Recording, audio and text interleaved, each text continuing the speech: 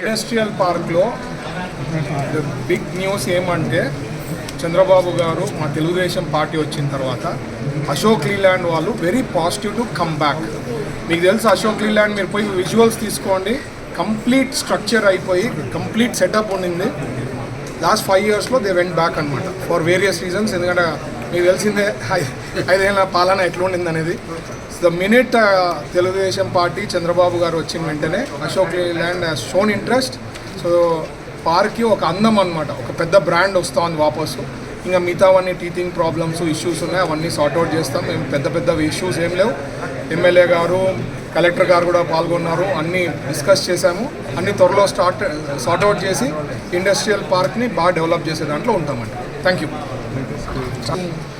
Media మిత్రులు నమస్కారం. ఈరోజు మంత్రి గారు పీసీ భరత్ గారు మల్లవల్లి పారిశ్రామికవేత్తలను సందర్శించి ఇండస్ట్రియల్ కొన్ని ఇష్యూలు పరిష్కరిద్దామనే ఉద్దేశంతో, అలాగే మరిన్ని పరిశ్రమలు తీసుకురావడానికి ఇన్ఫ్రాస్ట్రక్చర్ని ఎలా డెవలప్ చేయాలనే ఉద్దేశంతో విజిట్ చేయడం జరిగింది.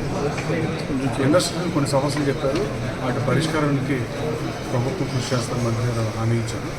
రాబోయే కాలంలో ఈ మల్లవల్లి పారిశ్రామిక కారిడార్ ఆంధ్రప్రదేశ్ రాష్ట్రంలోనే మెయిన్గా అవుతుందని నమ్మకం అన్నారు.